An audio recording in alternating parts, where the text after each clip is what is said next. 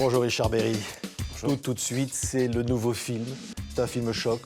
C'est votre film, basé sur l'histoire de Ilan Halimi, qui raconte l'indicible de la bêtise humaine, le martyre d'un homme, 24 jours, un corps supplicié que l'on retrouve au bord d'une route. Et vous avez eu envie de le raconter. Oui, parce qu'il met en perspective cette lente dégradation qu'on peut observer dans notre société et qui part de, bien avant d'ailleurs 2006, mais qui va en tous les cas devenir aujourd'hui cette espèce d'islamisme radicalisé qu'on peut voir et qui commet tant de violences. Et donc je pense que c'est intéressant de mettre en perspective cette affaire avec ce racisme, cet antisémitisme aveugle qui part de cette ignorance, de cette bêtise, de cette misère culturelle. Et je pense que l'affaire Ilan Halimi, en particulier, peut devenir, l'expression universelle de tout ce mal qu'on peut observer en ce moment. Tout de suite, Richard Berry. C'est tout simple ce qu'on te demande et ça peut te rapporter beaucoup d'oseille. Tu dragues des fiches pleines de thunes, tu leur demandes un 06, tu leur files un rencard. Et après nous, on s'occupe d'eux. Moi, c'est Ilan. Il m'a dit qu'il l'a aspergé d'essence et que quand il l'a allumé, ça avait fait une grosse flamme, quoi. De toute façon, les feux, ils se prennent pour les rois. Ils bouffent tout l'argent de l'État. Nous, les Renois, l'État, il nous considère comme de la merde, comme des esclaves. Il m'a foutu la trouille. C'est pas un gentil, ce mec. J'ai toujours cru en Dieu. Et ça m'interdit ce qu'on a fait. Moi, je l'ai fait pour l'argent. On n'avait pas le choix. Faut le noter, ça me tue, hein. J'ai vu ses yeux. Il était terrifié. Il avait compris ce que j'avais fait. Mais pas question qu'on paye de rançon, c'est la règle. Qu'est-ce que je lui dis? Il faut gagner du temps. Youssouf, c'est un ouf. Un mytho, un malade. Il m'a cessé d'instruire Ilan en le frappant. Rançon pas, faudra que tu payes. J'ai pas d'oseille, tu veux que je fasse comment? Je m'en bats les couilles, ton plan il marche pas, cousin. Faut que je leur fasse cracher de l'oseille. Moi, avec ma part, je rembourserai d'abord les amendes que je dois à la RATP. Et puis je voudrais aller à la neige aussi avec ma copine. Moi, je veux un scooter. Ton fils, tu veux le revoir? C'est l'indicible engrenage de la violence, de la lâcheté, la couardise de ce gang des barbares. Et cet homme, Ilan Halimi, c'est un martyr. Oui, en tous les cas, c'est la victime de tout ce que vous venez de dire, c'est-à-dire de cette bêtise, de cette ignorance, de ces amalgames. Malheureusement, c'est la façon dont la tragédie, la fatalité de cette tragédie s'est lentement dépliée pendant 24 jours, parce que la police n'a pas réussi à les localiser. Mais c'est aussi la victime de cette espèce de mondialisation, de cette société de consommation qui fait que la culture, enfin en tous les cas, si on peut appeler ça la culture, le seul regard que ces gars-là peuvent avoir se fait, la seule intelligence qu'ils peuvent se fait à travers la télévision ou Internet, et que ils ont l'impression que tout ce qu'ils peuvent, ce à quoi ils peuvent accéder, c'est ici et maintenant, c'est tout de suite. Il n'y a pas de notion de travail. Et tout d'un coup, l'être humain devient un objet. Il n'y a plus d'humanité. D'ailleurs, on constate très bien dans les interrogatoires qu'ils ne le nomment jamais. Ils ne l'appellent pas. Ils disent l'autre, ils disent l'otage. Ils sont indifférents à la souffrance. Oui. Des autres. Oui. Une espèce d'indifférence totale à la souffrance, parce que pour eux, c'est un objet de transaction.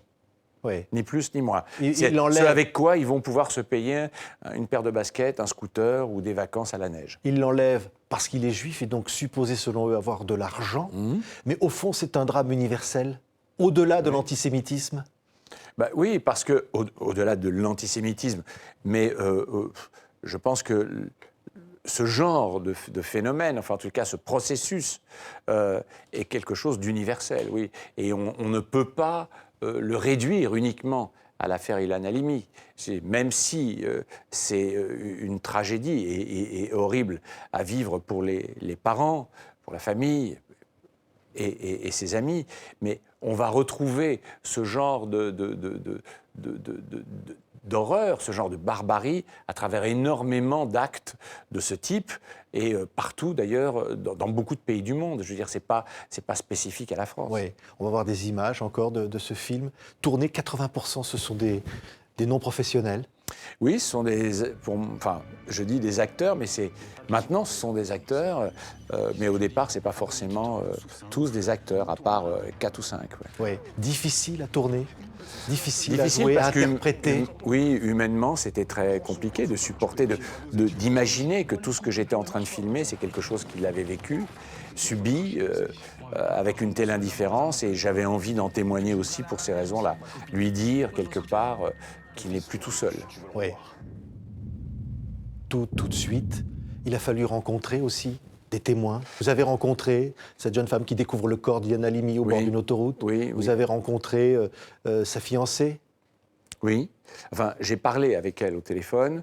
J'ai rencontré surtout Didier Halimi, le père, qui a voulu me rencontrer quand il a su que j'allais faire le film. Et il m'a beaucoup aidé. Il a énormément apporté, non seulement à l'écriture, mais aussi à la mise en scène et aux personnages que je pouvais jouer. Il a rencontré aussi l'acteur qui joue son fils, donc, qui joue Ilan, et ça lui a... c'est comme s'il nous avait investi, comme s'il nous avait donné l'autorisation, quoi. Vous voyez ce que je veux dire? Oui, vous filmez presque caméra à l'épaule. Il Oui, y a des images, à de la vraies images d'archives au début et à la fin. Oui. On est dans la réalité, l'interrogatoire, vous racontez l'histoire à rebours. Oui. On remonte dans cette histoire au fond. Ça, ouais. C'est-à-dire qu'en fait, comme je suis parti du principe qu'évidemment tout le monde connaît la fin, malheureusement tout le monde connaît cette tragique issue, je commence donc par l'arrestation de tout le gang.